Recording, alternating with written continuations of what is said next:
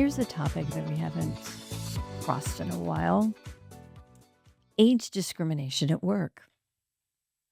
And some of you are probably cringing and some of you are probably giggling.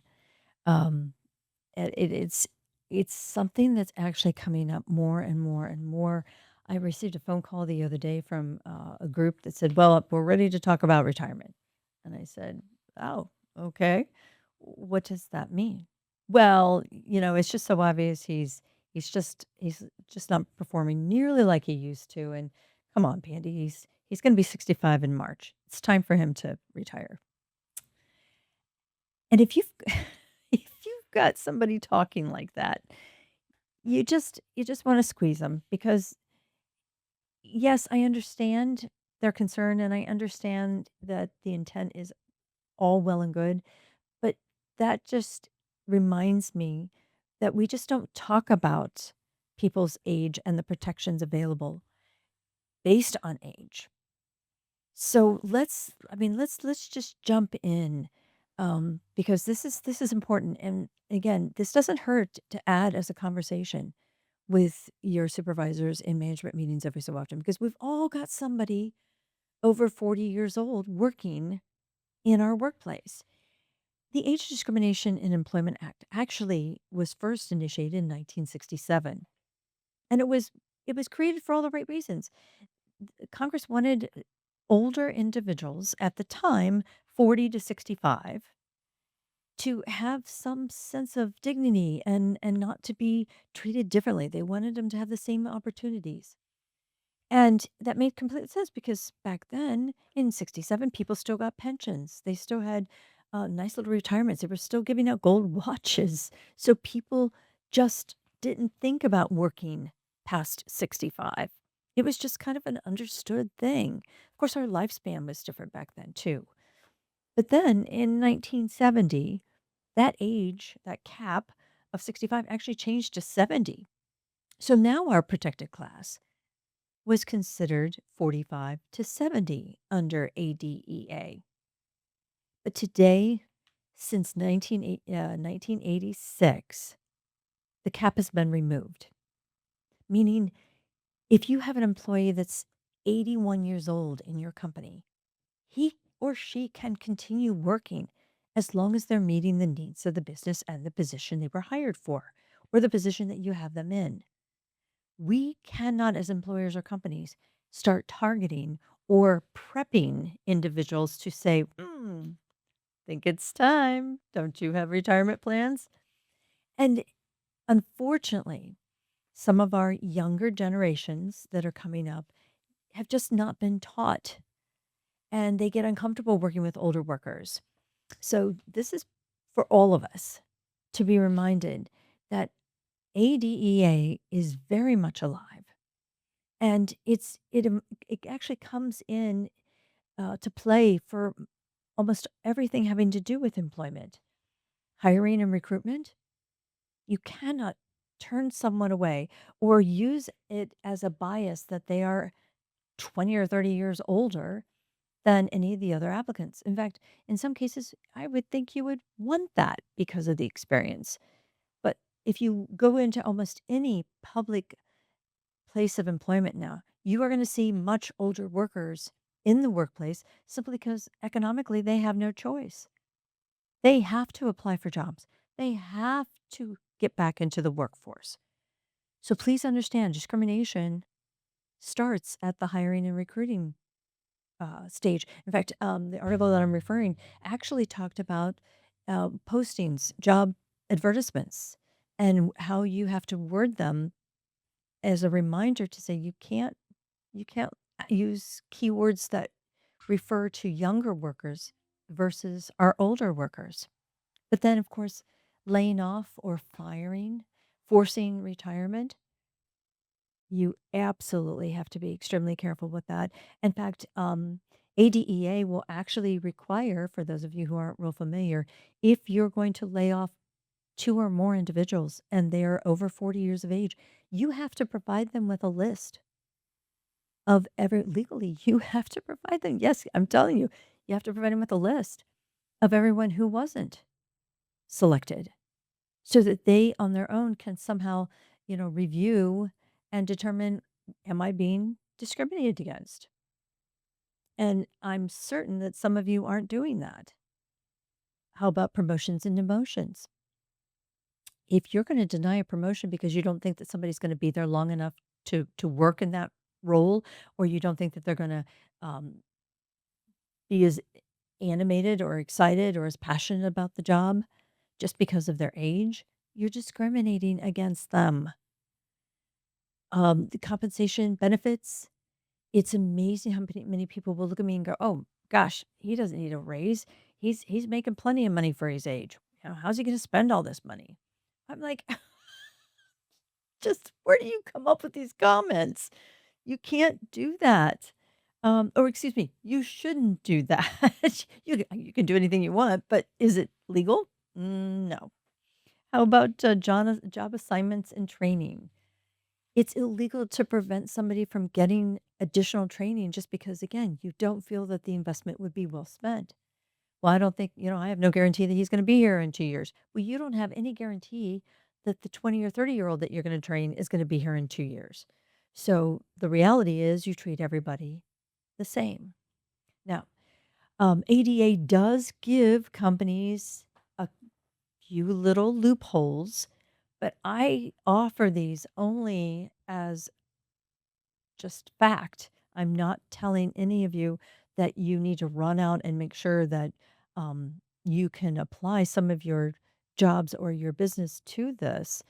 Remember, ADA applies to anyone with 20 or more employees and treat it kind of like FMLA. It's you look at a 20-week period somewhere in the current year or in the preceding year to determine whether you're eligible for falling under ADEA. Title VII, which also protects individuals by age from age discrimination, is 15 or more. So again, be cautious about who you are and whether this applies to you or not.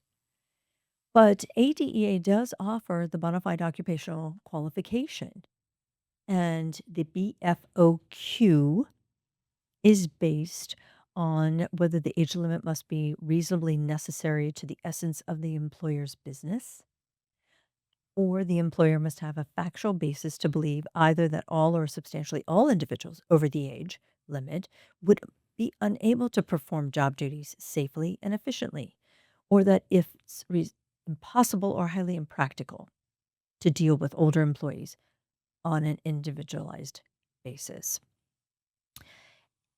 This is taking into account that some jobs are just almost impossible for someone of a certain age to perform safely. And I'm talking about safely for them as well as the rest of the team. And I'm not going to give you examples because I don't want some of you to just lock into it and go, "Oh, but Panty said." No, I want you to understand that BFOQ defense is mostly it's most commonly accepted in roles where public safety is a primary action. So think about what you expect, what you ask, and if there's any question, you know who I'm going to tell you to talk to. Yes, your labor law attorney. There's another clause, the reasonable factors other than age.